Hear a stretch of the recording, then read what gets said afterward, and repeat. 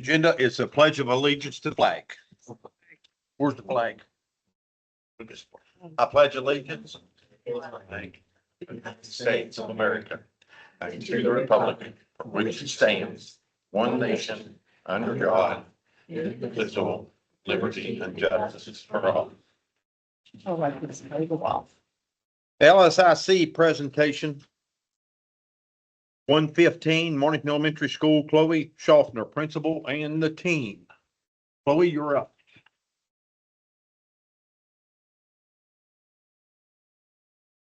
Get a paper towel.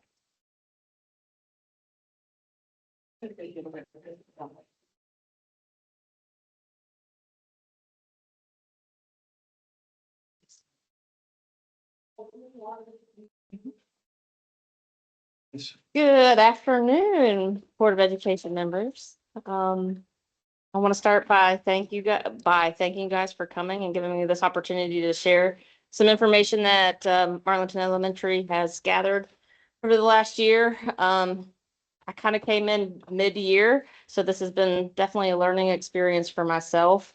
And some of the strategic plan goals that were established, Mr. Anderson helped establish those before my arrival. So our LSIC committee, our parent representatives are Cami Wade, Chasten Taylor, Haley Cummins, who is also our chair, and then our at-large members, Sam McNeil, Lucy Massesso, Hallie Harold, and then our service personnel and professional staff, Christy Tangersley, Chrissy Smith, Tina Tracy, Susan Armstrong, and Sandra Armstrong. All right, so our first strategic plan goal for academics was to increase the number of students scoring the proficient range in the areas of ELA and math by 3% for the 25-26 school year. And this was through different supports, through intervention strategies, through Title I. There are some different programs that we used, like ReadWorks, Scholastic News. A lot of the math goals, the action steps for those were based off of manipulatives and just some online programs and utilizing that assessment data to guide student learning. And so these are our math scores, our ELA scores, and our science scores for the 25-26 school year. So for third grade math, our school proficiency was 59% compared to county at 55 and state at 54. So we're a little bit above county and state on that. Fourth grade, 60%. And I want to give a shout out to this fourth grade class. They really rocked it this year, both in reading and in math.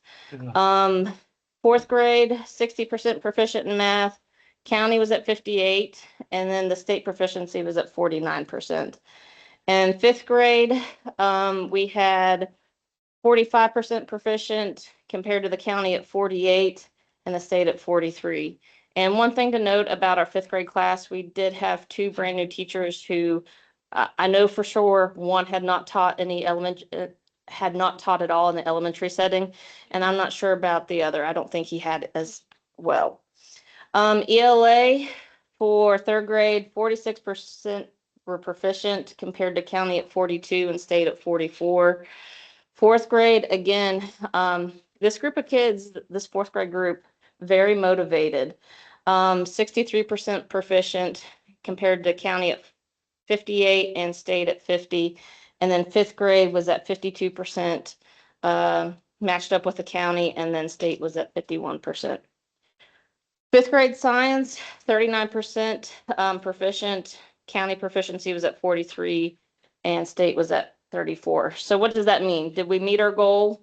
So when I look back at last year's data, for math, Marlinton Elementary was 53.27% proficient.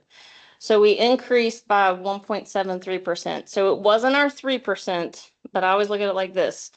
We still grew some, okay? And there's always room for improvement. ELA increased the most.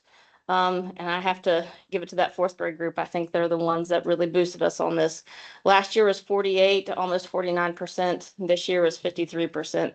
So we increased by 6%. So our ELA, yes, we did meet on that. And then science, even though it wasn't specifically stated in the strategic plan goal, I like to throw that one in there so we can see measurable progress.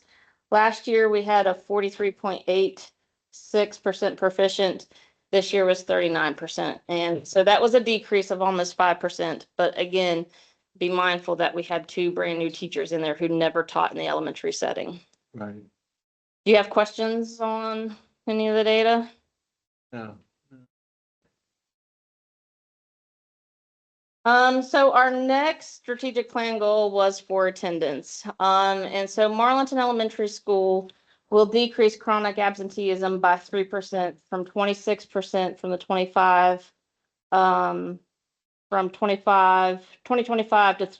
23% by the end of the 2026 school year. So we established an attendance plan at Marlinton Elementary, where tier 1 is where we're kind of hitting everybody. We're trying to provide that education to all students on the importance of attendance. Tier 2 are the students that are at risk for becoming chronically absent, and then tier 3 are our chronically absent students. So we have different tiers of how we're going to address all students at each level, depending on where they fall at. And it looks a little bit different for every student, depending on what they need.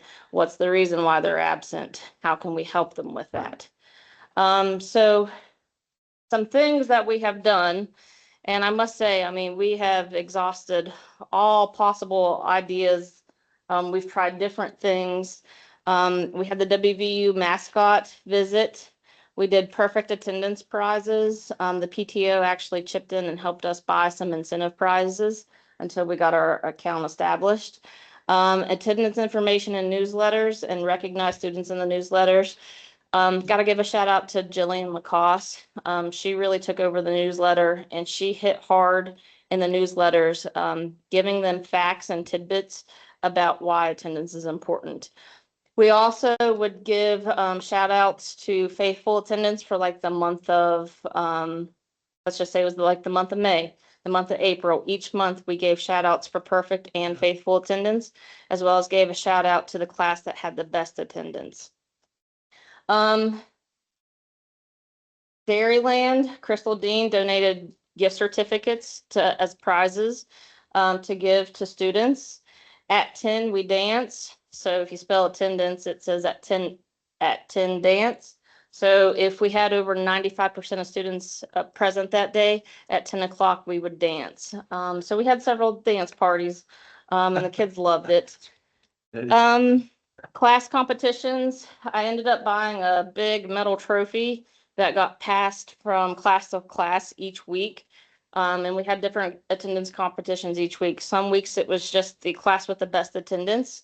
Sometimes it was the class with the most improved attendance, just mixing it up. Oftentimes we had one second grade class that probably had the best attendance overall for the entire year. So they frequently got it. So we kind of tried to change it up the best we could to allow other classes the opportunity to receive that trophy. And sometimes in that trophy, we would also give them little prizes, like we have little animal erasers and just little things that they could value. Some other things, along with the trophy, we did pajama day. Mr. Smith's class voted on fort day one day, so they did all their learning via forts in the classroom. And then another one we did was Attendance Matters Monday. So again, Miss Jillian Lacoste, she created these little flyers to post on Facebook, social media, that just had little facts about why attendance was important. Hat Day, and then our CIS calendar. So we created a calendar to give to students to track each month their attendance. If they turned in their attendance tracker back in, they received a prize for keeping track of it. And honestly, we started out really slow with that one, started out with 3 or 4 kids. And by the last week of school, we gave out the May prizes. We had 37 students that turn in their attendance trackers. So they're starting to recognize it a little bit more and pay attention to it. Of course, extra recess sometimes, whole school prizes. Like one day, the attendance rate was, I don't know, 96%. So I gave the whole school some little trinket, some little prize. I challenged other schools. There was a couple, social media challenges with Green Bank. And then we had the pie the principal, where for every day that students had a percentage over, it was over 93% because at that time we were not doing well. Every time they got over 93%, they earned a piece of a pie. And every quarter that they filled, we would pie staff members. So the first time we pied 2 staff members, the next time was 2, and the next time was 4. And then the grand finale was supposed to be pie the principal, but we fell short the last week and didn't make it. We had a kayak raffle here in the last quarter or the last 9 weeks. We had some kayaks that were back in the back storage room from CIS. And so for every day that students were present, they got a chance, they were entered for a chance to win the kayak, but they also got an extra chance if they had perfect attendance for the week, and they got 2 more chances if they turned in their CIS calendar. And then for interventions, we did several SAT meetings for attendance. And for some of those students, it did help. Now, I say, take this, we've done a lot of work with it. And at one point during the school year, I want to say probably around January or February, we had it around 19%, which was a big drop. But somewhere around March, the sickness hit us and we never bounced back. And so our chronically absent, our final today, now, of course, this isn't finalized because they have some things they have to take out of the data, but it's sitting at 30% right now. So we actually increased a little bit. There's something interesting I want to show you guys here in just a second on this next slide. So here you can see the instructional weeks right here. Week 27, and I will tell you the truth on this, week 27 is where we saw the drop and we never recovered. This was the week that we got hit with the flu or COVID or whatever it was. And I'm telling you, like, there's a difference when kids are missing school and when kids are sick. And in this case, kids were really, really sick. Our staff was really, really sick. There were some days we were running on combining multiple classes and covering because we had that many people out. So right here at week 27, we never bounced back. And then this last week of school really killed us as well. Throughout the week, it started, I think on Monday last week, we started out with 47 absent, and it just continued to increase as the week went on. But what's interesting, and I didn't throw the other graph in here because it's a little hard to read. But if you look back at the last 3 years of data, week 26, week 27, and week 28 is where you see the drop in attendance. And I know given this is somewhere around spring break, in the last 2 years, we haven't had spring break, but what about the 23-24 school year? What was the difference? Why is there still a gap right there? So that's something that maybe we look at next year, is analyzing why we're seeing that. Because I mean, if you look up here, I mean, we're in the 90s. And then that gap, that big of a drop really killed us. So early on in May, we determined that we probably weren't going to meet our strategic plan goal, but that didn't stop us. We continued working because we felt that it would lay the foundation for next school year. And so we're ready to roll out the 26-27 school year.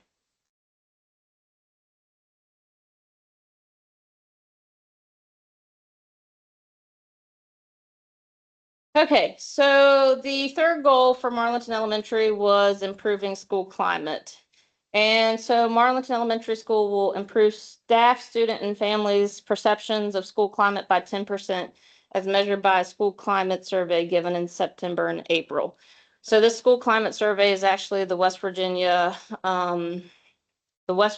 School Learning Environment Survey. Some action steps that we took to help achieve this goal. We started working on improving data collection of behaviors. We made changes to our PBIS program, which is our positive behavior intervention support system. We started doing frequent all calls and use of social media to make parents aware. Communities and schools played a big role in that and helping us achieve that through the newsletter and also just touching base with families. Weekly staff updates and then regular committee meetings. So strengths from the West Virginia School Climate Survey. Now, I want you to take this data with a grain of salt because, you know, we've got 203 students in our school, but I think only 46 total guardians filled this out. So I don't say it's an accurate reflection of how people feel, but that's the data that we had. 96% of parents and 100% of staff agree that the school is a safe place for students and staff. 96% of parents agree students are treated with respect.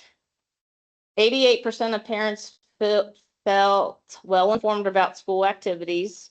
92% say the school responds promptly to communication. 26.9% of parents reported school conditions improved from last year. Now that one, I threw this one in here as well because we have this statement, but the majority, 42.3%, indicate conditions stayed stable. So we were kind of consistent from year to year. Areas of growth from the West Virginia School Climate Survey. Staff identified disruptive behavior, 66.7% as a concern. We did have some major behaviors this year that were quite challenging at times. Parents identified bullying as a mild to moderate concern, 57.7%. Opportunities for extracurricular activities, about 23%, which was negative. 66.7% of staff report students' mental health as a moderate issue. And we can talk mental health of students all day long. We know it's an issue and we know there's not a lot of resources out there, but it is still a notable concern among staff. And then programs for talents/special needs, 23% negative. So one of those, our behavior was one of the areas of concern. And so I want to go over the discipline just a little bit. So total referrals for the 24-25 school year, 142. Total referrals for the 25-26 school year, 305. So we essentially, I mean, we doubled and then some are the amount of referrals that we had. This graph here shows the referrals by location. If you can see, 150 of them were in the classroom. The school bus was next at 36. We have a lot of behaviors on the bus that are happening. And I think a lot of that is we're not consistently teaching our bus expectations. We go over at the beginning of the year, but how often do we go back and revisit those safety expectations? 35 were on the playground, 18 in the cafeteria, 16 in the hallway. So the majority of the behaviors are happening in the classrooms. Referrals by grade. I'll talk about first grade in just a second, but fourth and fifth grade are our two major areas, 83 in fourth grade and 65 in fifth grade. First grade, I wouldn't pay too much attention to that. I have a question. I did have some individuals in that class that had some behavior concerns. So I think that data is a little skewed there. I have a question. Wasn't it your fourth grade that was so exceptional? And why did they misbehave? Because they're so smart. They're bored. Yeah, they're so smart. Yeah, I think a lot of it becomes structure and routine, and just the expectations of what we're doing at certain times of the day. But I'm going to show you something here in just a second as to why I think these two are the highest. Okay. We don't have a lot of behavior out of kindergarten. Of course, they're still learning expectations at the time. So a lot of the behaviors we see don't necessarily mean a referral. It's more of, a teaching moment for them. And then second and third grade, they're kind of level as well. Referrals of the week. Now, if you would have asked me when I presented to the LSIC in what was it, in the third 9 weeks and the fourth 9 weeks, actually Wednesday was our highest for a long time. Was the day that we had the most referrals. And I have to joke around, poor Mr. Hall, he substituted for me on a Wednesday and he saw some major behaviors that day. I haven't heard from him since. I hope he's okay. But Thursday ended up being the day with the most referrals. And I think by that time of the week, kids are getting tired. Wednesday and Thursday, you know, it's the week's dragging on. We're getting tired. We're ready to be out. We're ready for the weekend. And I think that has a lot to do with it. Time of day, and I think this might answer your question. This whole process of going over our discipline, we had some learning curves with entering referrals into the WEBIS system, and part of that was accurately describing our data. So a lot of times, some of these referrals were missing timestamps. Like it timestamps when you put it in, but unless you specifically say what time it is, it's going to categorize it between 6 p.m. and 6 a.m. So 125 of them were missing timestamps, essentially. But if you look here, 10 a.m. to 12 p.m., 65% of the referrals occurred at that time. And I would almost bet that the majority of these happened during that time too. That is unstructured time. That is recess. That is lunchtime. That's transition time in the restrooms. So I think here, when students are in the classrooms, you know, 8 to 10 a.m. and 2 to 4, when they're in the classroom learning, there's no time for that disruptive behavior. But when we have unstructured time like recess, I mean, gym is supposed to be structured, but we know sometimes PE can be a little chaotic. When they're unstructured, that's when we see the behavior. So if we can target these timeframes and provide maybe more supervision on the playground or whatever it might be, I think we will see a decrease in the behaviors. So just some more changes to discipline, more consistent documentation on WEVIS, and I think that's why we saw an increase in the amount of referrals. I'm not saying that behaviors didn't exist last year, but maybe our staff didn't document them as well. And this year, I think they've done a better job of that. We changed our PBIS matrix from I-CARE, which stood for cooperative, accountable, respectful every day, to PAC, which is being present, accountable, cooperative, and kind. We kind of changed that mentality of the I-CARE book. We updated our behavior expectations to reflect the PAC model. So we updated what students should be doing in the classroom, what they should be doing in the hallway, what they should be doing in the cafeteria, in the bathroom, even on the bus, on the playground, library. We updated all of those. And the fourth 9 weeks, we kind of did a trial run of utilizing Class Dojo to kind of monitor and track our positive behaviors from those updated expectations. We implemented Dojo, more frequent parent communication. I think teachers really did a good job of communicating with parents when they did see some type of behavior, but also anytime I had a student in my office, I called and talked to the parent. And then we did have a few behavior SATs throughout the year. I want to give a shout out to Marlinton Elementary School Staff of the Year. Ashley Diller was our Service Personnel of the Year for Marlinton Elementary. And then Samantha Feather was also Marlinton Elementary and Pocahontas County Schools Teacher of the Year. So some glows and grows. You know, I think this year the Marlinton Elementary staff really faced some changes as, you know, coming in with a new administrator midway through the year. But I want to give them a shout out because they really took what I was saying and went with it. And I really appreciate them for that. Some glows that we have, strong student academic competitions. We had students place in several county, regional, and state fairs. We developed a consistent committee meeting schedule. So our leadership, our safety, our wellness, our attendance team meeting started meeting monthly on a regular basis throughout each week. And if you were to ask the staff, I think they would say it's an overall improved school climate. Some of these grows and glows I took from them. So some of this is their own words. Some other updates, we have new stair treads and risers going into the cafeteria. If you haven't been down to MES, check those out. They look great. Yeah, And then we put digital clocks in the hallways.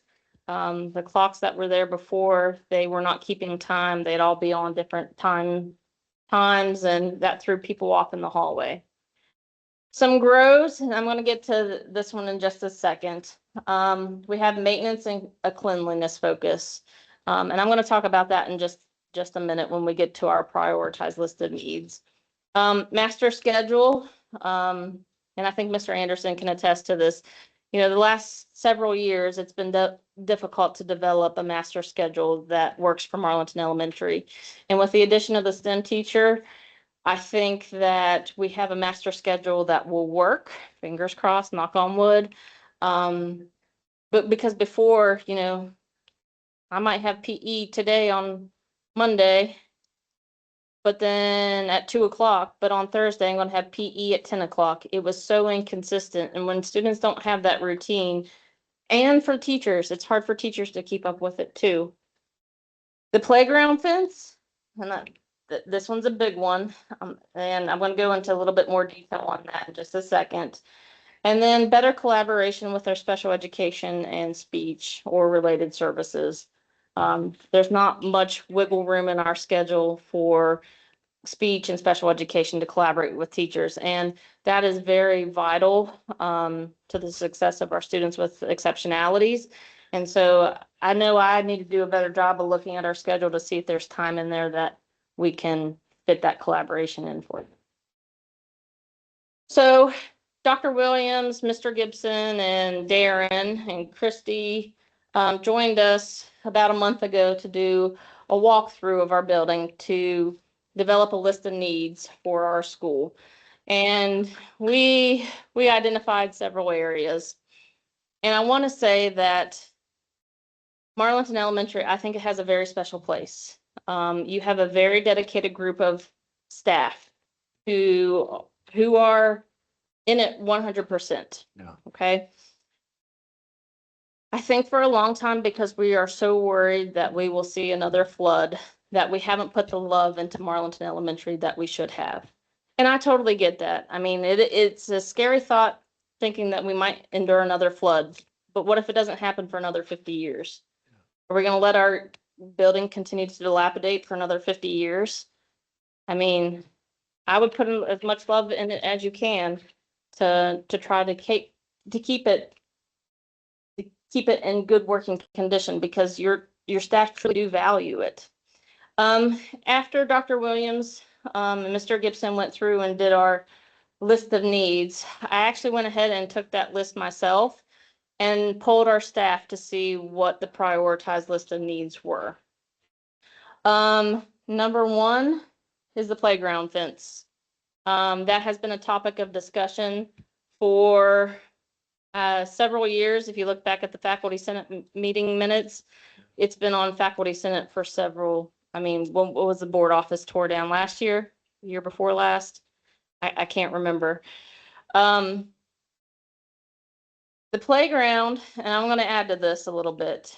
Lucy Macesso has been working with an individual. His name is John Comboy, and he is actually from St. Louis. He goes back and forth between St. Louis and Florida, but he got connected with West Virginia through Young Life. And he is wanting, his son died of an overdose, and in honor of his son, in memory of his son, he wants to renovate playgrounds across the state of West Virginia. So he has actually selected three sites in West Virginia that he would like to donate to, and Marlinton Elementary is one of them. There's one in Tucker County, one at Oak Hill, and then Marlinton Elementary.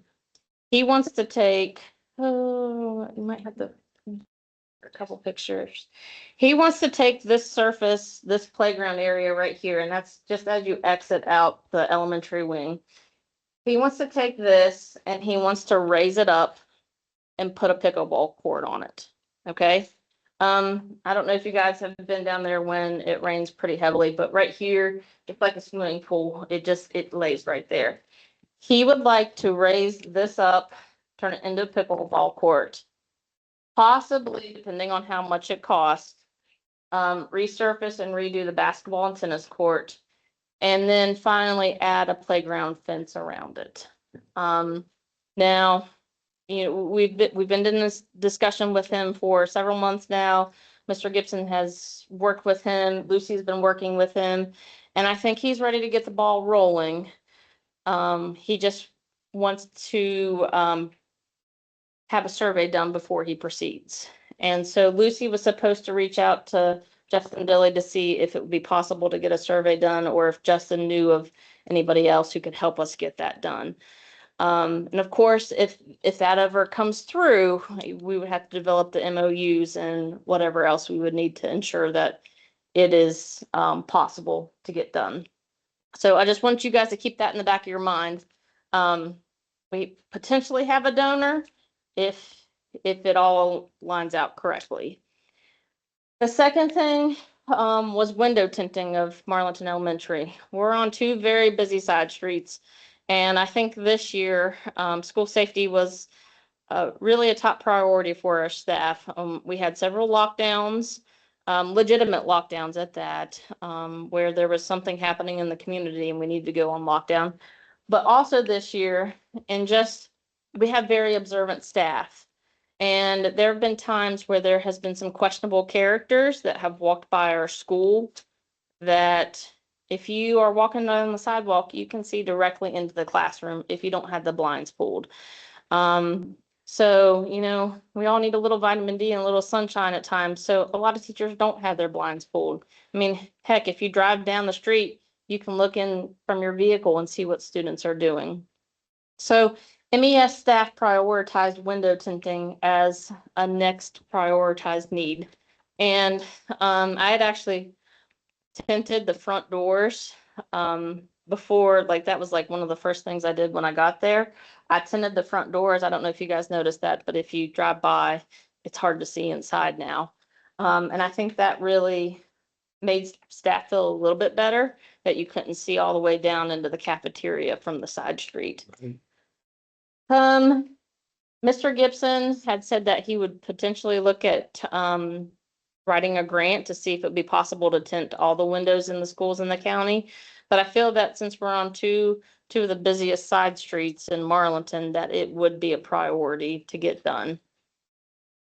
Painting the cafeteria, kitchen ceiling, painting the interior entrance and office at MES. I don't know if you guys, I don't know the last time you guys were in the building, but when you walk in, we've got different paint colors, different, just overall, the paint is grungy. And I think a fresh coat of paint would be very beneficial to just improving that overall school climate and culture. And then I'm not going to focus on those. A lot of those I grouped together. I kind of grouped them as 4 prioritized needs. 1, repurposing the gym. I have not talked about that. With the addition of the STEM teacher, we needed to build a space in the multi-purpose, what I call the multi-purpose room, but what everybody calls the old gym. We need to build a space in there for the STEM teacher and just some additional storage in there.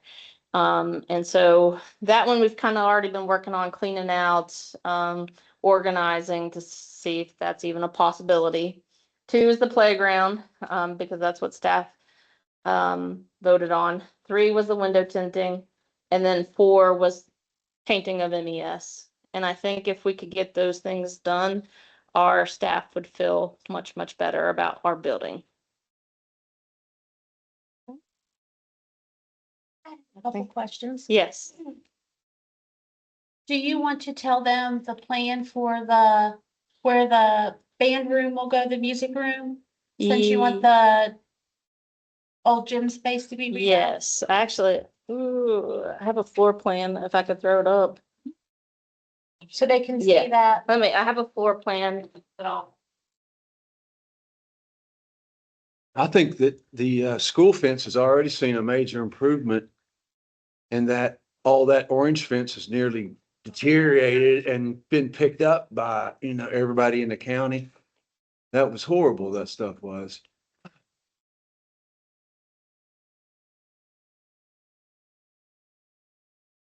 the old board office was. Yeah, They had a snow fence put up there. yeah. And that, it wasn't really stopping our kids from running out. So Darren and Cricket added chicken water to that. It stops some balls and it will stop the students from going through it. But the other thing that they did, because we had some very questionable characters walking around, even tried to cross the playground when our kids were out there, even after staff were yelling at them. And thank goodness for Darren, because he stayed right there with our staff until he knew that the kids and the staff were safe. But they ran a fence from the old board office across to the preschool playground. So students cannot go past the preschool playground right now, without having to go around. And I think that has made teachers feel much safer, because they don't have to worry about students running off the playground. And they also moved those sheds out of there, which looks a lot better back there too, I think. They're up on the concrete now.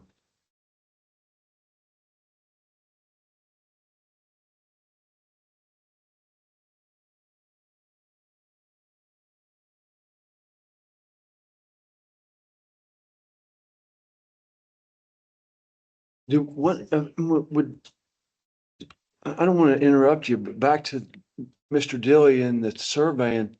Is that something that we would you'd need approval from the board to pay for that service, something like that, Well, I think the donor would be paying all of it, like to Oh. get it surveyed and everything. That's a I mean, blessing. he has, now, of course, it's not specific to MES, but he has provided us with architectural sketches of the pickleball courts in Tucker and in Oak Hill. He's done all of that. And I Yeah. think, like I said, he is very willing and very motivated. We just know that sometimes our resources here are limited and it takes a while to get a surveyor. So this is the proposed layout of what is the old gym. So we would add, and I had Darren help me draw this up. We would add a STEM room for a new position right here. We don't really have a dedicated space for our storage for our textbooks. So I'd like to make this back section 20 by 14 and make that just our curriculum storage. Out here, I have a couple options depending on, it's kind of dependent on if community care could move their phone lines. I would love to move community care into the old gym here, where they can service students there. And what is currently the nurses station / community care would turn into the teacher's lounge. A lot of our spaces in our building right now serve multi-purposes, like the lounge for teachers is also the CIS room, and it's the intervention room right now. So that would be where the old office was, the original office to Marlinton Elementary. I want to make that the lounge because it also has a kitchenette and a restroom in there for our staff. And then we know that communities and schools has a lot of resources and supplies for our students. I want to provide them with a dedicated space for storage. And she also asked, sometimes she meets with families kind of privately. People are sensitive if they have to accept help from people. She would like to have just a little space here that she can meet with families to give them the supplies of whatever resources they may need. So that would become a CIS storage room or whatever she would like for it to be. This stays the same. This is currently custodial storage. The nurses station is what is currently what would be Miss Dana Mutual's office right now. I plan on moving Miss Mutual back up to the original music room, which was across the cafeteria or across from the kitchen. So because it's got the soundproofing, so she's gonna go back up to the main building. I don't want to say the separate building, but the main part of the building. So this becomes the nurse's station. This is still custodial. There are 2 bathrooms back here. And they've not been in usable condition since the wellness center was built. I guess when they built the wellness center, they crushed the pipes and it would take a significant amount of money to restore those bathrooms. So what I would like to do, I know it says additional custodial right here, but also turn this into storage. And I think with this one, I mean, that one's kind of already a given. We're gonna do storage anyway because we can't fix the pipes. Maintenance has already taken out the stalls, the sinks. I think they still lack the toilets. So this is just a little bit more and we'll be ready for storage here.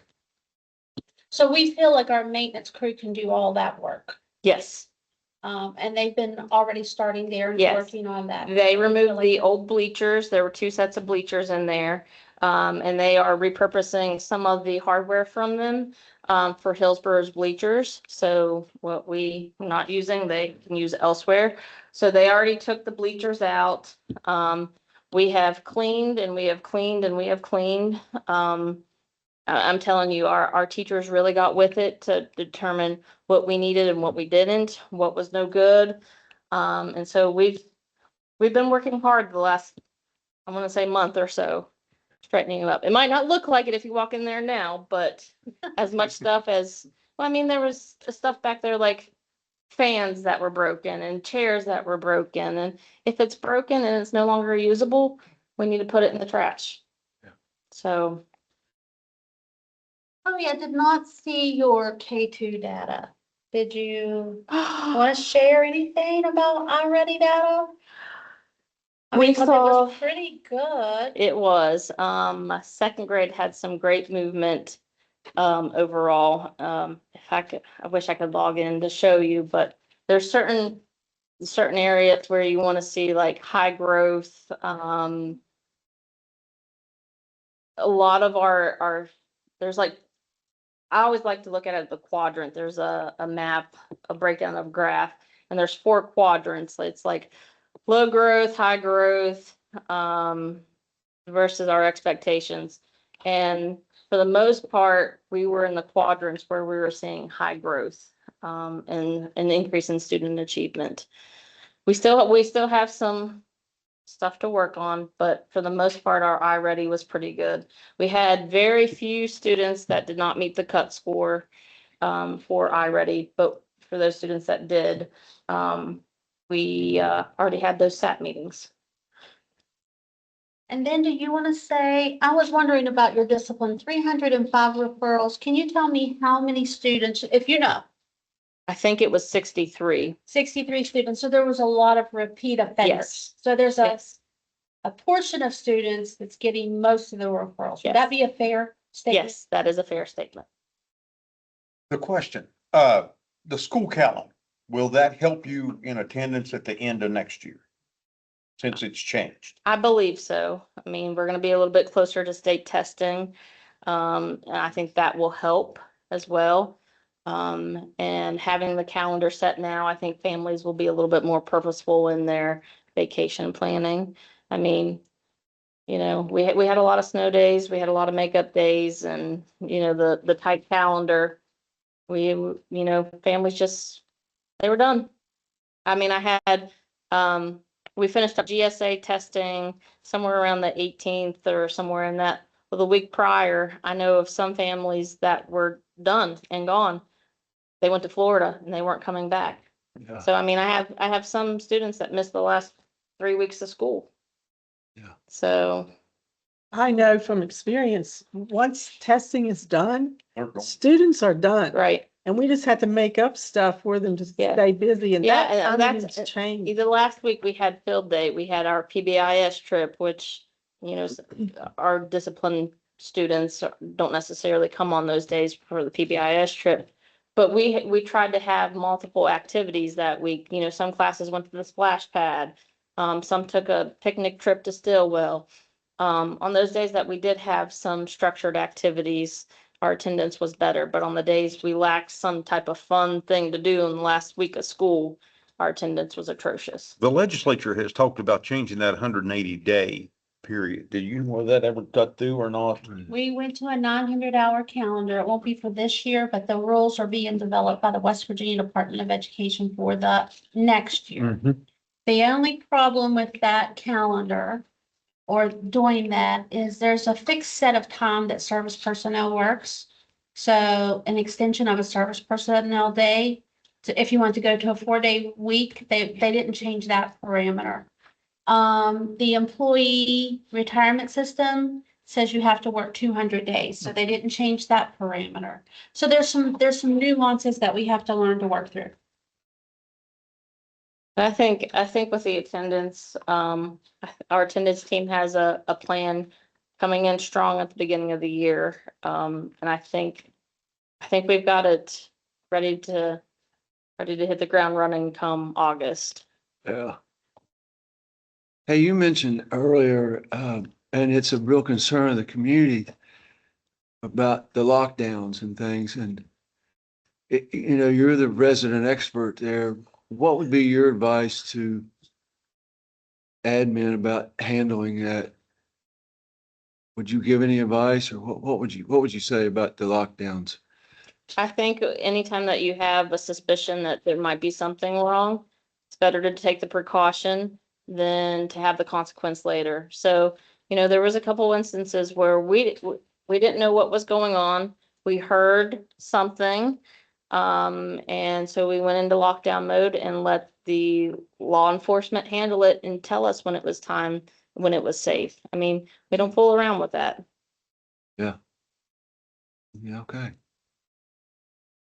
Chloe is also getting, she asked for a new computer lab. Oh, Yeah. We are gonna move her computers to the high school in the lab that we talked about this morning and get all-in-ones with cameras. yes. So, Because you want to explain why you need Yes. cameras on your so, computers? and I think this is, if you ask staff, they will have a positive outlook on this. Before we had we have student devices, and we did our state testing on those student devices. We've had some issues with them throughout the school year, and I felt that it was time that we transitioned to the computer lab to do our state assessments because the devices were just simply unreliable. And so we did all of our iReady and our GSA testing in the computer lab. And it made a difference, and teachers really appreciated it because they thought it made it a more serious environment for them. They're going in, there's not a lot in the computer lab, there's not a lot of distractions. It gave them a testing environment. The issue with the devices in the computer lab, to get onto Clever, which is the program that we use to access our other educational tools like iReady, they have to have what's called a little Clever badge. It's basically a QR code. And the computers in the computer lab don't have a camera to read the QR code. So teachers have to log in students individually, and trying to get a kindergartner in there to log in with their username and password is difficult. So with the new computers, they'll be able to just scan the little badge.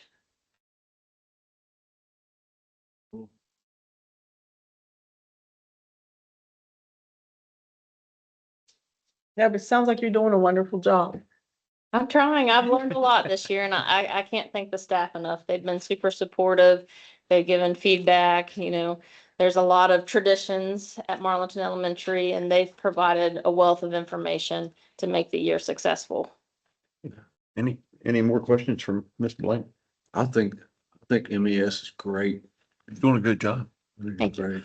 Thank you. Thank you, yes. All right, we're gonna take about a 10-minute break, and we'll be back at 2:15 with Mornington Middle, right? Yeah.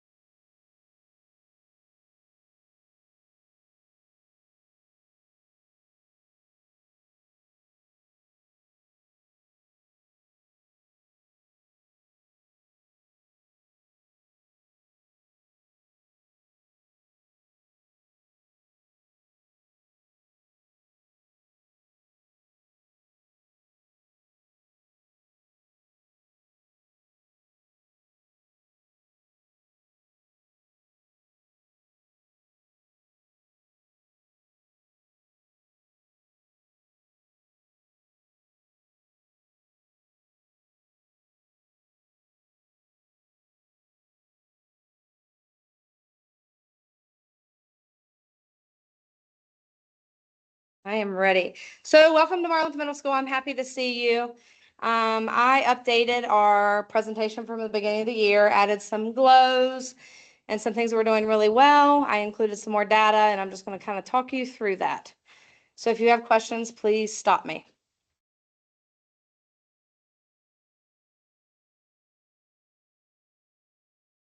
Okay, it's working now. So I do not have any community members here with me today because of 4-H camp. But my president is Lucy Massesso, Val Monaco is my vice, and I have Andrea Cutlip, Kendall Beveridge, and Michelle Deeds, who are members. At Marlington Middle School, we have Becky Davis, Missy Hill, Crystal Lewis, Laura Sue Miller, and Denise Sharp. And unfortunately, our student representatives are also on their way to 4-H camp, and that would be Victor Dean and James Monaco. In hindsight, I should have presented first, and they probably could have been here. So just some glows that we would like to recognize. At Marlington Middle School, we had 44 students at the end of the year who had perfect conduct. So 100% in conduct, that means no WEVIS infractions, which is a pretty large percentage of about 110 kids. We had supportive community partners. We started something this year. Haley Cummins and I headed. We had community members do like pick-me-ups each month. So they would bring lunch or they would bring coffee and just different things throughout the year. So we had community members and businesses pick up every month. So the staff really enjoyed that. The MMS High Tunnel produced lots of produce and has now cleaned it out and replanted for next year. So Miss McNabb and Lucy Massesso are working on that project. We were able to purchase new picnic tables out back. So if you've seen those, we were able to get the nice black ones, which the staff and students really have appreciated. We had monthly attendance awards for children. If you were here, you got to participate. So we did something each month. So students really enjoyed that. We got safety vests, and if they showed up and we had our vests on that day, they knew that they were doing something fun that day. So that was a lot of fun. We next year have 20 to 30 fifth grade students who are interested in taking band, which is a big deal. We're hoping to really grow the band program. Miss Dana, she is not here, does remarkable with our children, and they really enjoy her. So we're hoping that will help the high school band numbers. We have really worked on collaboration among staff to improve student success, attendance, and communication. And we've had a PBIS trip every 9 weeks for students for positive behavior. The strategic plan goal that I would talk about first is academics. So 75% of students, this was last year's, like this current school year, 75% of students will meet standards or show growth from 2025 to 2026. And we've revamped that a little bit for next year, and we can talk about that. But here is some of our test data. I would like to note that we are above or tied with the state in all categories except 6th grade mathematics. So 6th grade math will be a focus of ours next year in intervention, planning, and curriculum with our 6th grade math teacher and our math department. But overall, our scores look pretty good. ELA scores look remarkable. 8th grade specifically is 68%, and the state was 55%. So I say state 55. I'm sorry, state was 43. So we were 68 and the state was 43. So that's a huge gap. So that's really good for 8th grade ELA, and specifically all of these are really pretty good. Anybody want to look at that further or any questions?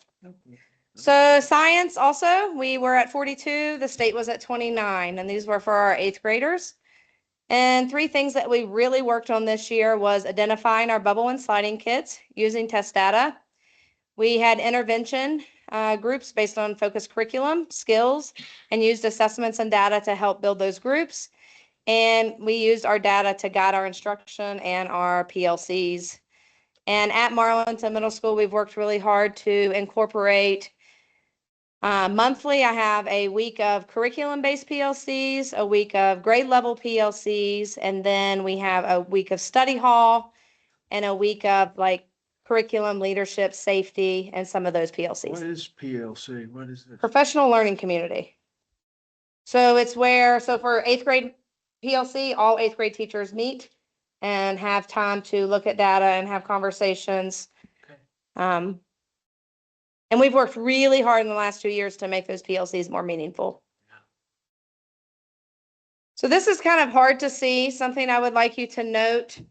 In the summative 2026 and 2027, you will see that the growth of our children are all green and positive. So we unfortunately were added to the ATS, Additional Targeted Support School, for special education. So we've been really working hard on tracking our special education data.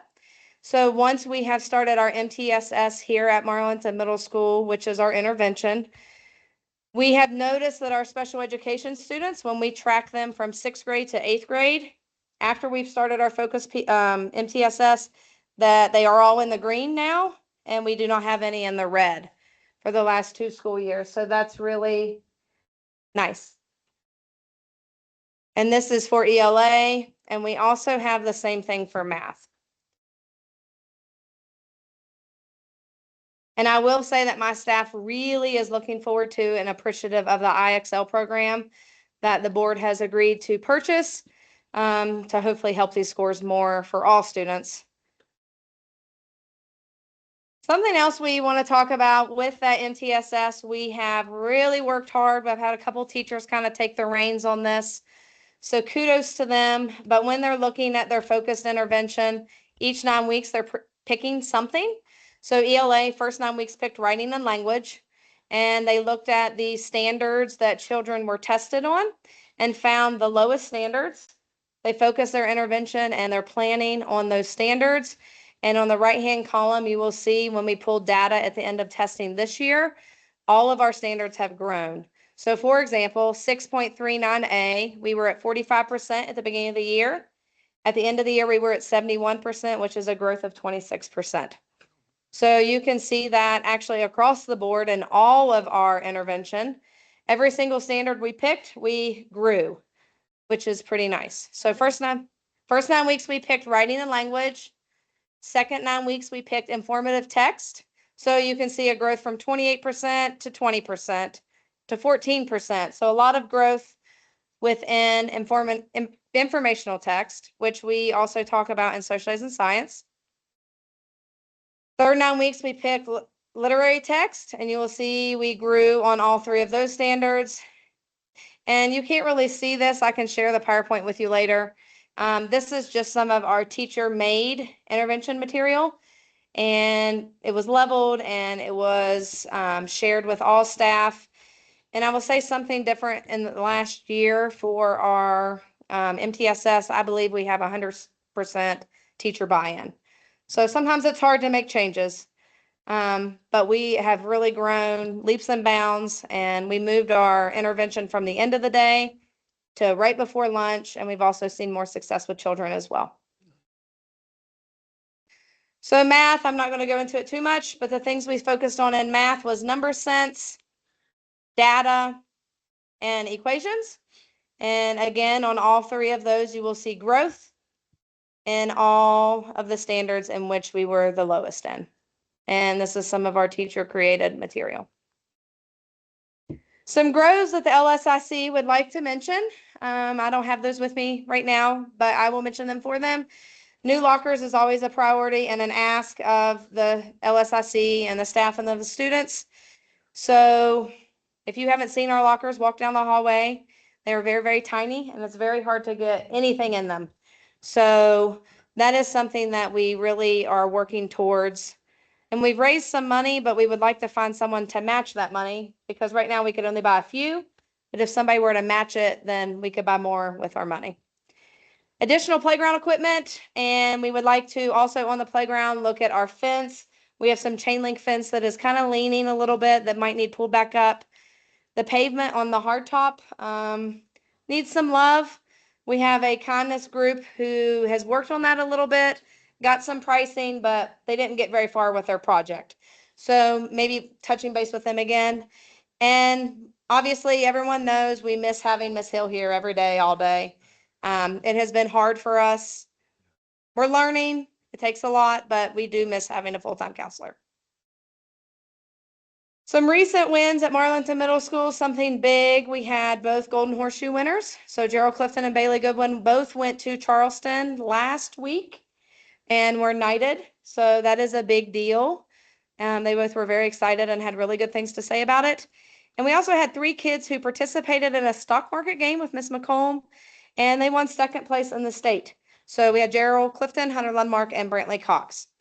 I would like to also note here, we had lots of participants in all schools, fairs, county fairs, all of the things, and we had winners at each level. So congratulations to all those kiddos. I did not go through and put individual pictures, but we had lots of winning things happening here at Marlinton. Ms. Doss really has worked hard on our Battle of the Books team. We've had 2 years that we've competed in this. The first year we went down, we had no idea what we were doing. We had not prepared at all other than reading the books, and we placed 2nd out of 10. So our kids really wanted to win the next year, so they wanted to do it again. And this year we went down and got 3rd place out of 12. So we had a team of 6 boys and Miss Doss, and I think Miss Burns went with them, and they had a really good time, and they are already looking forward to next year. Discipline. I left this one out, and then I heard you guys asking Ms. Schaffner for it, so I added it. Because discipline makes me a little uneasy because it doesn't always look good in numbers. I will say at Marlinton Middle School, we do tend to over document because we like documentation and we like to have the data when we talk to parents and those kind of things. So I do not have the number of children who have the infractions because I did not have time to do that. But this year we had 434 infractions in WEBIS, which sounds like a lot. But when I compared it to last year, we had actually decreased by 62. And then I went back one more year and we had decreased by 129. So we have really tried at Marlinton Middle School to turn a lot of our classroom management into positive. So we implemented something we call Class Dojo, for those of you who aren't aware.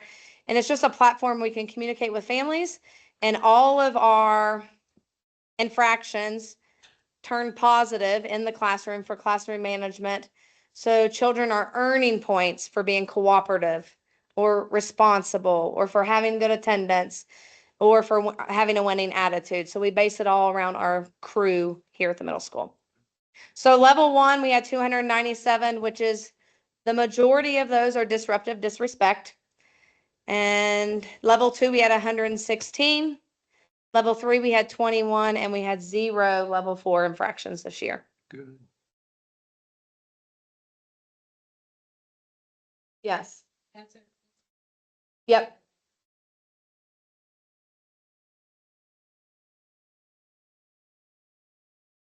And I would say your habitual, this is totally just a guess, so do not quote me, it would be about 25 kids. And that might be high. I think you're right. Yeah, I think it's close, but it might be a little bit high. So we set a plan and we were over ambitious, and we did not realize this until we attended a lot of state trainings. But our strategic plan goal for attendance was we wanted to decrease by 10%. Everywhere I've gone, they said 10% is a lot. You need to shoot for 2 or 3%. So we kept it at 10% and we worked hard all year. Some things that we have done was, again, the monthly attendance rewards. Something that I really enjoyed this year. I had staff at the beginning of the year. I printed out a list of our chronically absent children, and I had staff adopt those children. So let's say my child's chronically absent. Miss Hill has a really good relationship with my child. She would adopt him. And every time he was absent, she would have a meaningful contact with that child, whether it's calling the family or touching base with them the next day. We worked really, really hard to adopt those children, and we have not dove into the data to see if that's been helpful. I will say it's been really beneficial building those relationships with families. And I've had a lot of families thank me personally for calling them, saying like, I know you were absent yesterday. I didn't get a note. So just having those meaningful conversations has been really beneficial. Middle school children, there's not a lot that they will work towards. So when we hear Ms. Schaffner say they like the trinkets and the toys, middle school children don't love those as much. So if we can give middle school children 20 minutes of extra recess, they will do anything they can do to go outside and play. So extra recess was something that we offered to our children. So if a 8th grade, the whole class was here, they earned extra recess that day. And I don't have that data in front of me, but I do have it in my office. It wasn't a whole lot, but they would run from homeroom to homeroom and say, hey, is Johnny here today? Or, they knew the kids that they needed to check in on to see if they earned that recess. When we're talking about meaningful contacts, I do not have the staff members on here, but I will say that me personally, I had 108 meaningful contacts with families this school year just based on attendance. Star Student of the Month, we post on Facebook every month. We pick those as academic teams. Can I say something? Could you put the names on those on Facebook? You ask me every time, and I'll just tell you, I just feel very uneasy about putting children's names on Facebook. It makes me very uncomfortable. Just with FERPA and all the things, I can look into it. I just don't want to find myself in a place that puts me in a predicament of putting children's names, but I can look into that. Just put initials or something. Yeah. My hopes is, and it happens most of the time, is the parents then share it and say, congratulations, so-and-so. And then it gets back. I just don't love putting children's names because I don't put my children's stuff on Facebook. I feel uncomfortable putting other parents' children's stuff on. We let our highest class attendance line up first for lunch. Class dojo I talked about, and we have worked really hard to have a student council. It's a work in progress because middle schoolers, they don't love to do that either. So we're trying to figure out a way to make kids love that. Yes, Missy is our head of student council, so it's really hard to manage that without her here 5 days. So when I said 10% was too much, I will tell you we grew or decreased our chronically absent percentage from 43% to 39%. So that is a decrease, which is good. The less, you have in that percentage, the better. So next year, we're hoping our goal would be by 2027, Marlinton Middle School will reduce chronic absenteeism from 38.5% to 36.5%, as measured by the percentage of students missing 10% or more of enrolled instructional days using the West Virginia Zoom WVE attendance data.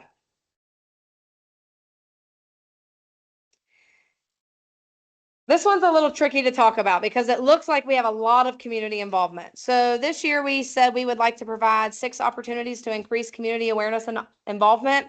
And when you look at our list of things, it will look like we have a lot of those. And we do have a lot. But this school year, we would like to make those 6 structured opportunities. So we would like community members to come into our classrooms or to do presentations. We've kind of stepped away from the things like assemblies and things like that because it takes so much class time. But we would like to get our community members involved in the academics and the connection of what they're learning with the real world, and I specifically think about CTE. Some of those courses I think would be really a good opportunity to get some outside members in, and also hopefully to get some of our students out as well. We want people to come, but we also need to get our kids out in the community a little bit more and kind of soak in the opportunities that Pocahontas County has to offer.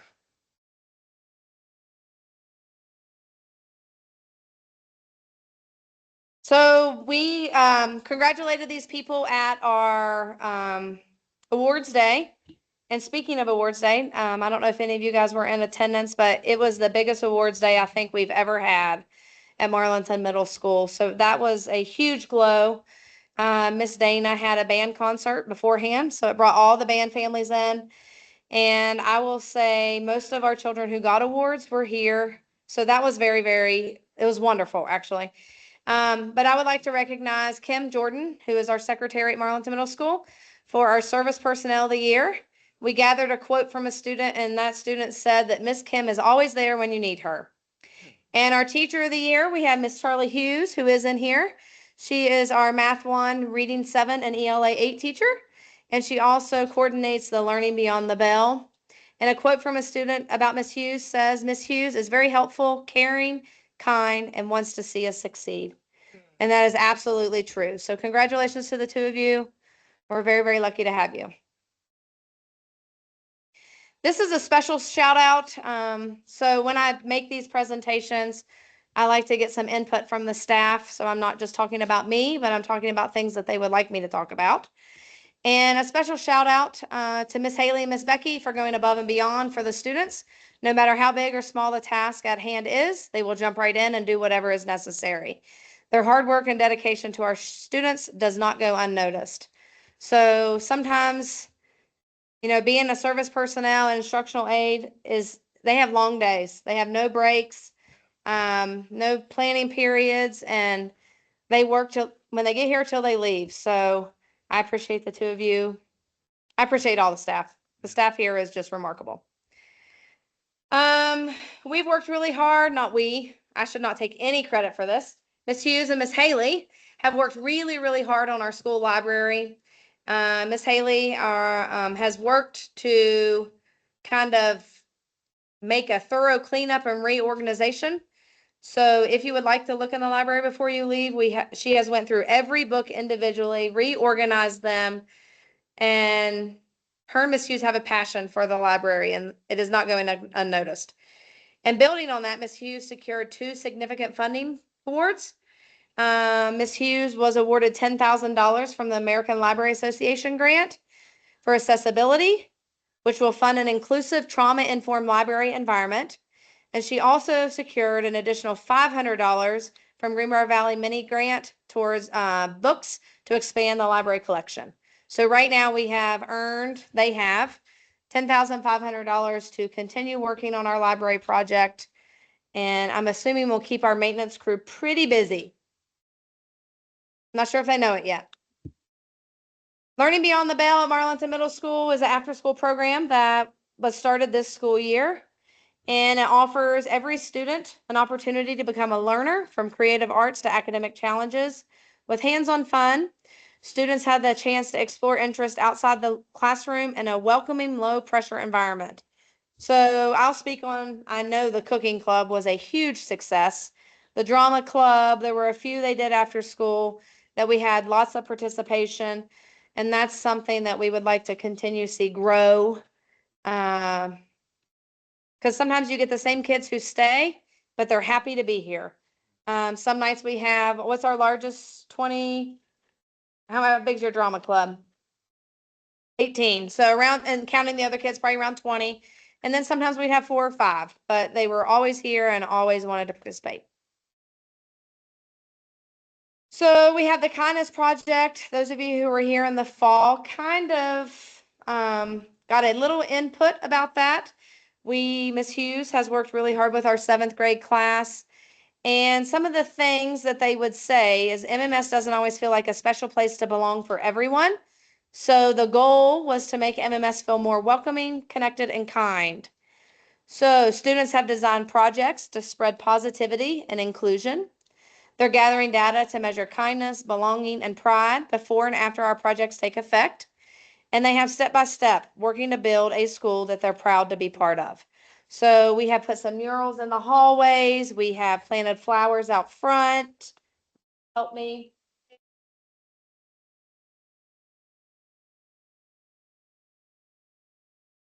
Yes, I don't know if y'all saw our post about testing. We had testing posters in the hallway. We're just trying to boost the morale in the building and letting children kind of take the lead in doing so. So it's been nice seeing children take some responsibility and work really hard for something they're really proud of.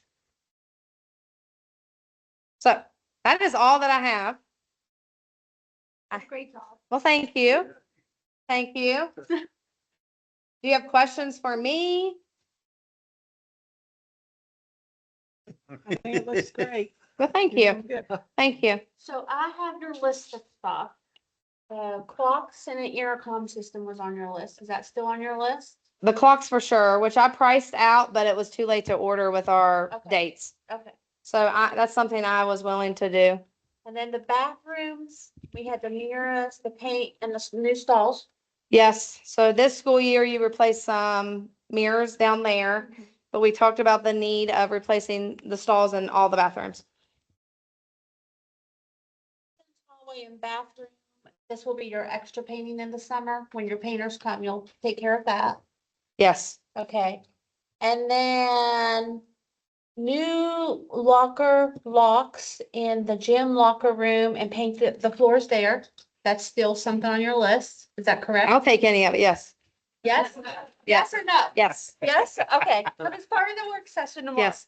Okay, and then a new line here in the cafeteria. Yeah, so what that means is we would replace this little one with a big one that just stays in here permanently. So my goal was maybe over here, we'll find a home. Okay, so But that one's gonna go away because it doesn't work and we'll probably replace that one. so that's still on your list. I would love that. And I don't know, Christy, help me with this one. It says a new lab But that's not until the year after, a year after. correct, Christy? So that's not next year, it's the next year. It's on the 27-28 school year, correct? Okay, and then paint the kitchen because the cooks asked for that. Yes. Yes. I wrote down two words here and I don't know why I wrote them down. Stainless steel. I don't know why you wrote it down either. That sounds like a kitchen thing. It is a kitchen thing. What is it? Probably a backsplash in the dish room. It might be because we need a new backsplash in the douche room. Okay, that's a new backsplash. So That's just an assumption. Morgan, that would be a good point. Mr. Anderson, do you remember what it was? Trailing opens up. Yeah. We just got that worked on and it functions, so I don't know. Okay. Let's look at the backsplash and the, That definitely does need done because we have some painting peeling. The And paint then- always peels. Can I add Health one thing to department that? always writes it up. You can, but your number one thing is locker. It is lockers, but we talked about one-to-one devices, which I know there's maybe in the future some new one-to-one devices. We would like classroom sets versus, Carts. correct. We It's a big one. working on that diligently. Perfect. Christy is working 20. And we even, Christy, could maybe develop some of our we own talked things about- for homes for them. we Yeah. talked about getting some lockers from another school at one time. I have reached out to Randolph County, but then that superintendent left. There's a couple counties, I don't remember the other ones I've reached out to. Harmon turned their school back over to the community now. Well, I reached out to, I think it was Superintendent Dilly, but he's no longer there. So maybe when Mr. Lambert gets in, I can ask again, but I have asked. They gave that school to the community, so I don't think. I don't know. But they shut down, They closed one of the elementary schools. yeah, they shut down 2 schools.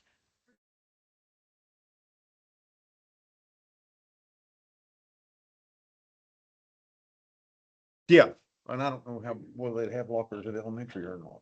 You know. They would in some. Ours do. Yeah, ours did. Does that sound like your? But there's other schools that is shutting down around the state because of consolidation. Wetzel County is one of them. And I'm happy to do that if I need to, but It's just a thought. I have personally reached out to Randolph. We need to look at the value in, and I say this because we got some in Braxton. We got some used lockers and we need to look at the value in getting the lockers, painting the lockers, refacing and relocking the lockers versus the cost of just getting lockers. Just getting new. Yeah, because sometimes when you refurbish them, It's cost as much. it costs as much when you can have something new. So I don't disagree. Yes, Get them. But we would love new lockers. so. You hear it all the time. I'm sorry. They're expensive. They are expensive. On the second day on the job. You did. The very second day, she caught me for new lockers. She wanted to walk through my building and that's what we talked about. Does that sound like the comprehensive list that we looked at that day? I feel like it's appropriate. That was an amazing job. Well, thank you. Thank you so much. Anybody have any other questions? Back to the acronym again, ISL program, IXL. IXL. Yes. What is that? What is that? So it's an online learning platform that could help us. It's something you all approved to purchase for IXL. secondary schools. Okay. And we'll have it in social studies, science, math, and ELA. Any other? PLCs with each group of teachers, each programmatic, each content area, ELA, math, science, and social studies. And at the end of those groups, I had them fill out a little question. What do you need to be more successful and address student needs? And comprehensively, we had IXL, the math department especially asked for IXL. IXL. It'll just help with data and planning. And student learning and success.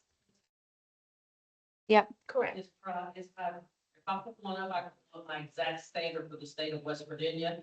Yeah. And it will give me sample questions similar to what they're gonna experience on the test versus me trying to. Yeah, no, that's great. Any other Any other questions? questions for me?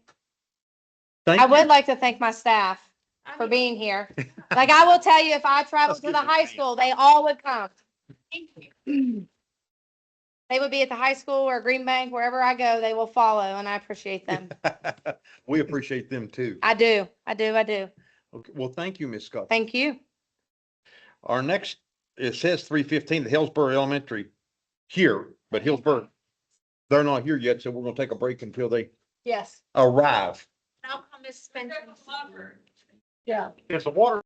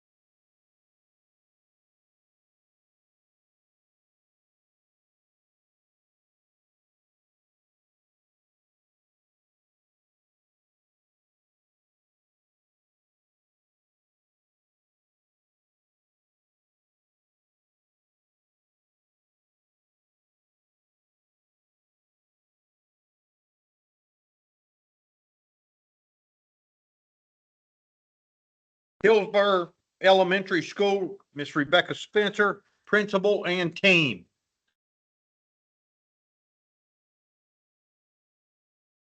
Talk loud. The PowerPoint we are showing you is actually a collection of pictures through the year. All the information I gave to you on handouts. Okay, so perfect. That is the pretty stuff. Hey, for the LSIC report, I started with attendance. Those are our monthly attendance rates, and our year-to-date is 93.45 with a chronically absent at 17.81, which is a improvement from last year. And honestly, it would have been higher if there wasn't that horrible flu season in March that tanked us a little bit at 85%. But our chronically absent students, we had very rarely wasn't a medical issue causing the chronic absence. So the next group of information I have is the benchmark data, so our academics. And the first three boxes are taken off of the state assessment. So that is the 3rd, 4th, and 5th grade with our beginning, middle, and end of year. Our overall for those 3 grades average together, we ended with a math end of year of 68% grade level proficient or above, and an ELA the same, 68% grade level proficient or above. Our science is only assessed in the 5th grade, and we ended up with a 72% proficient in science. So the backside is the iReady benchmarks, which include K through 5th. There's a slight variation in the ELA, just that iReady for ELA does not include writing, but the state assessment does. So as a school, we ended our end of the year math in iReady assessment K through 5th with a 69% grade level proficient or above, and an ELA of 71% grade level proficient or above. With a notation of our kindergarten is 100%. Every single kindergartner in Hillsborough finished grade level proficient this year. So a very smart little group coming up. Our facilities, our air condition is currently being worked on. We, as of last week, had 3 rooms that had air condition in it. So hopefully we'll be finished by the end of next year. And then our next facility improvement that we would like, I believe will be on the board agenda tomorrow, but it is a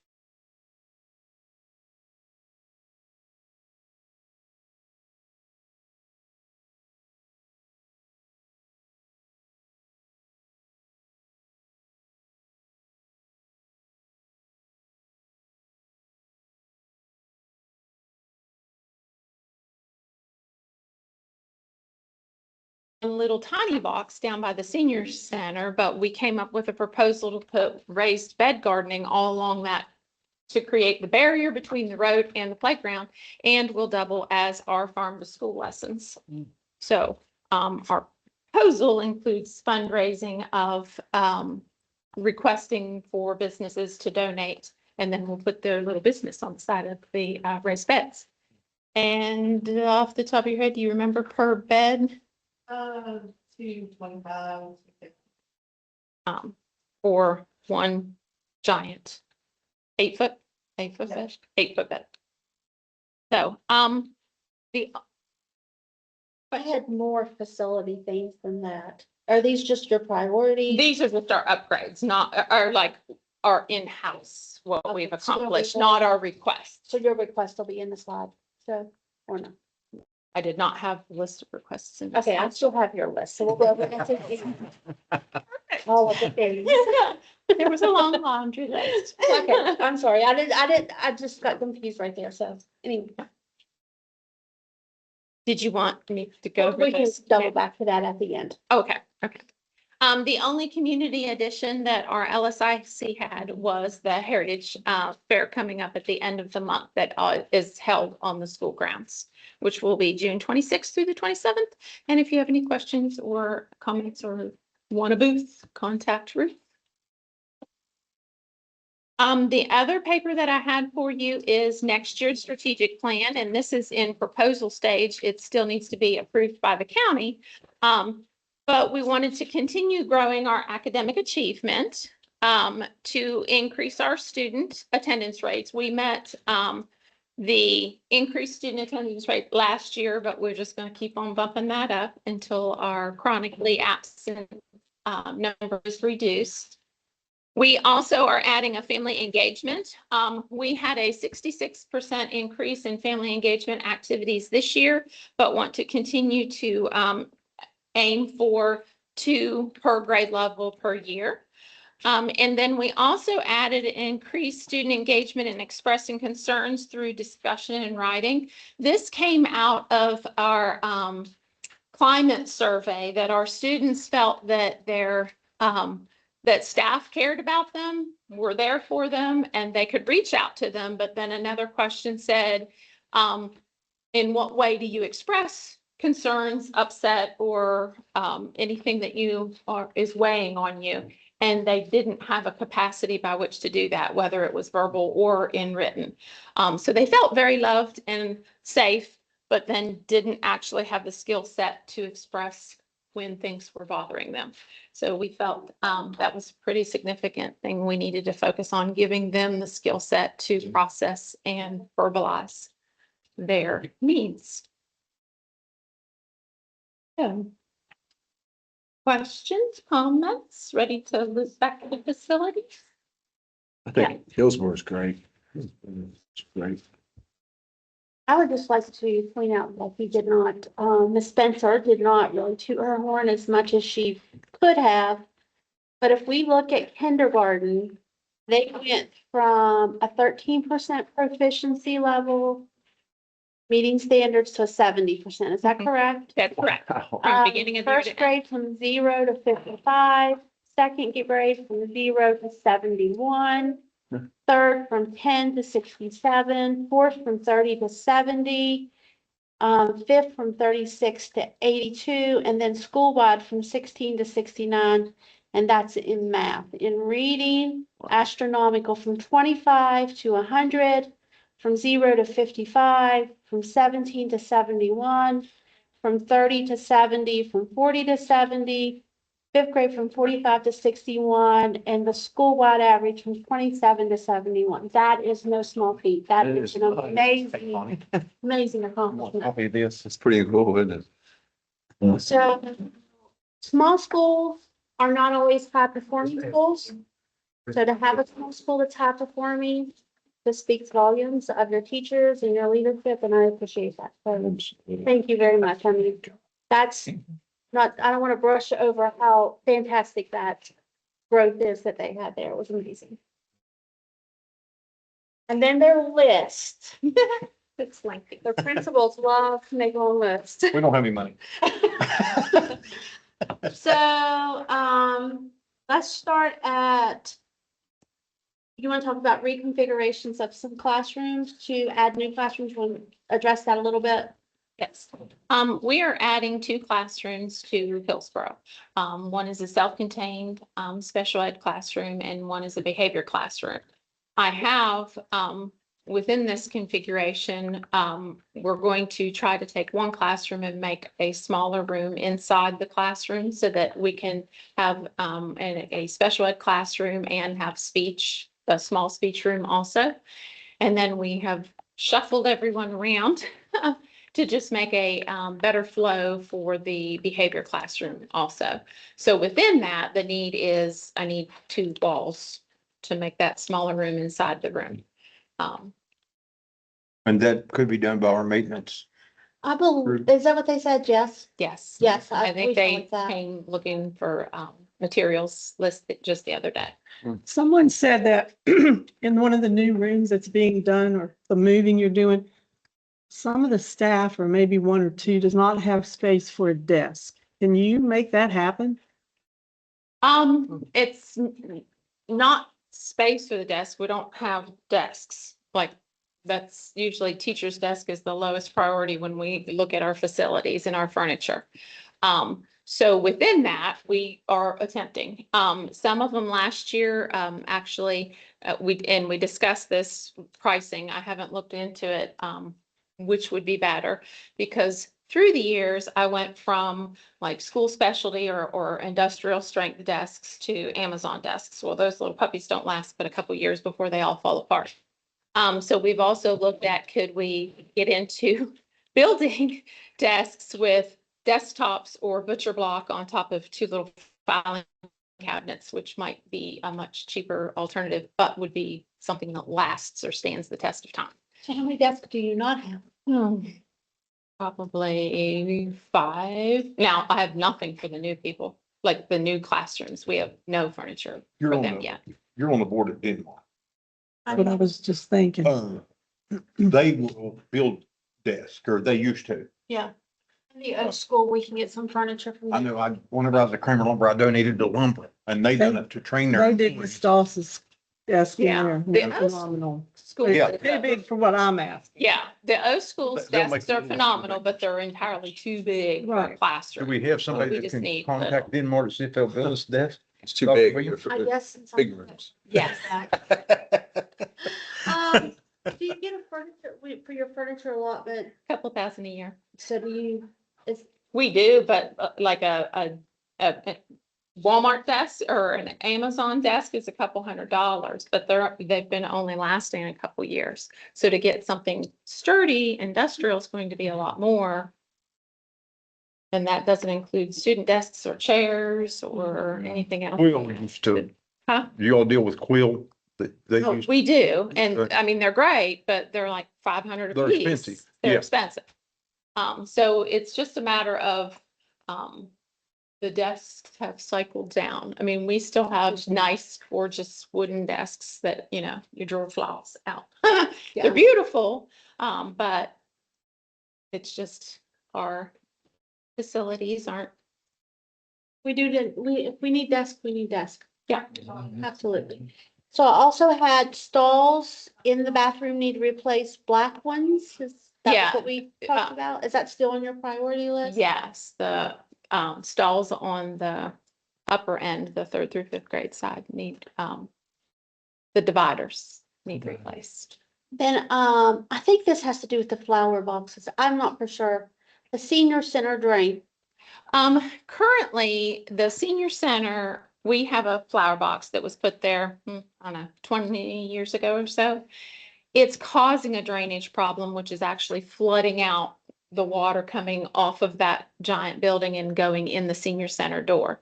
Last summer or summer before, we actually had to replace the floor in the senior center because it just flooded straight in that door and ran. So currently it is sandbagged, the door is. Literally, the sandbags in front of the door. Yeah, literally on the side of the door, so we don't flood. Box. We're going to move the box, but that whole area, it's kind of like a compilation of many things that happened. The driveway between the senior center and the building was built up because the larger buses were bottoming out. Well, when we built it up, now we have a road that is well above the door. Yeah. So it drains straight down into the door. So that was one problem. And then the drainway with the flower box is also causing a drainage problem coming off the soccer field and going in this direction. So we have water newly funneled in over the last 5 or 6 years from 2 different directions. So in order to fix it, we just need to remove that box and completely try to re-slope the whole area, trying to get the water out of the senior door. So it's not a school priority, but it is our building, so we need to, Well, it's taking Take care care of of the it. community too. yeah. There was quite a bit of water. There's a lot. Yeah, there's water. Well, it's done this for a long time. Yes, we've known it for a long time. The seniors had put in, prior to this, it was a cement floor. So about 4 years ago, the seniors put in that particle board flooring to make it a little more comfortable for them and not as cold. Well, that didn't stand up to flood water nearly as well as cement did. So it was just a snowball of events that now we're to the point we need to fix. So it's been flooding for 4 years. Um, when in extreme weather, yes. Okay. Yes, and then the most recent problem was snow piles. When the big snow this winter, the 2 winters before, our snow wasn't significant enough that it didn't all melt at once. There's two doors to that building. One of them is the senior building and the other one is for, what do we use it for, storage? or- Storage and, the, It used to have a kitchen and it used to be the old cafeteria. yes, it's county food storage on that side. Currently, the seniors are coming in, there's like 2 double doors on that Yeah. front side, so Yeah, I've they're been- accessing that. I am not sure. It would definitely need to be a fire marshal thing. I think we just need to remove this door completely. I don't know that we can ever build up the ground enough to not still have a door well below the road. Yeah, I know what you're talking about. It's still in the wall there. Yeah, Wall. I think it needs, and that's my, I'm not a construction guy, but I'm like, I think the door needs removed. We need to slope all the ground a little bit better. And And the then seniors there's, could still go in through the other door. yes. And the drain that is there is one of those little tiny old clay drains that we've replaced the top several times, but all the water's also making the little drain pop up above Yeah, that- where or the maybe- water flows. Like, it's just an old problem that needs fixed. Then we also had a new roof on the basement shed. Yeah, there's just a wee little tiny basement shed that, You know, where we went to Like- get the new boilers down? Yeah. That, Yeah. a handful of shingles or a small scrap of metal would fix that. she asked about this and I was actually pretty shocked when I went in the bathroom. The gym bathroom, do you want to talk about that a little bit? I don't know who was ever this tiny. If I you mean, go I'm into the tall enough to look over bathroom, the doors. Your knees open the doors. So like adults hate using those bathrooms and anybody above the 3rd grade hates using our gym bathroom doors because they're just too small. I don't know why they were made that way, but they need fixed. We need something. I just don't know what to do because it really, The whole bathroom. it's like, Needs redone. yeah. Well, it's of the old high school era, like we have showers in there. We don't need showers in our bathrooms. There's old lockers in there. We don't need, like, we just need nice little bathrooms with hand sinks that, and doors that your knees don't open. And then the extra space would be nice to just like partition it off and use it as gym storage because Yeah. currently our gym teacher goes all the way up the stairs above them to get their PE equipment and back down. And that's rather labor intensive for a PE teacher. Did we figure out what was causing the hooving of the floor at the door of the gym?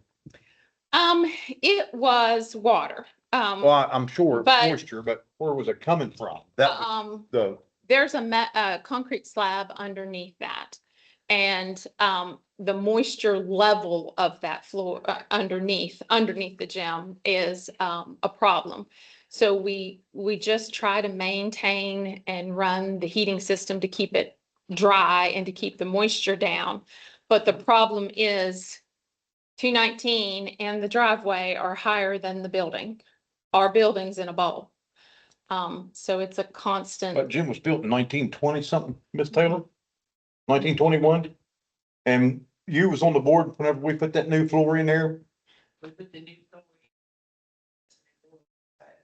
We've already redone the boiler, so what year was that we put that new floor in?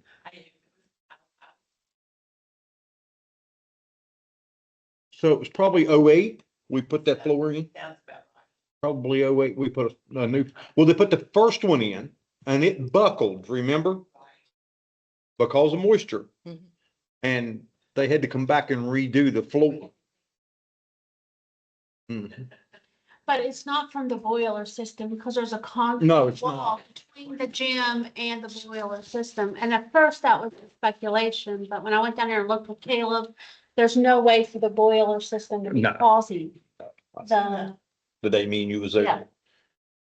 I got the window fixed. It looks a lot better from the outside. Yes. That big honking thing, I mean, it's better. You can see it driving past there, you know. How many students do we have at Hillsborough right now? 73 on this year's enrollment. it may be a little lower next year. Because we've had some low numbers in pre-K. I don't know, what's our pre-K? Our pre-K is about 5 right now. So we do have a low pre-K coming in this year, this coming year. So I just want to review. Art room clock does not work. Gym bleacher board is cracked. Yes, that's just a simple board needs replaced. Wall in the special ed room needs built. We just talked Yes. about that. We said the gym mat needs fixed, but the lowered because of a brim report. Yeah, the brim report says that our, the mats that are on the wall are up too high. They just need moved down. Hmm. And Dwayne's and Darren went with us on all the art, director of maintenance, or what is? And he's head of Yep. maintenance, Darren. Black stalls in the upper bathrooms, and that's the 3.5. Now I have down here bathroom floor drain. They already fixed that. They already fixed that, so fixed. Good. The road needs graded, and I think we talked about Justin's gonna bring the box grader down. The senior center drain, State road probably do it if you ask them. I don't know who Justin is, but Dwayne was asking him to do it. He's at the high school. Oh, Justin Taylor. Okay. That's garage. flower boxes moved, new roof on the basement shelf. Basement, base molding in the 3.5 bathroom needs replaced.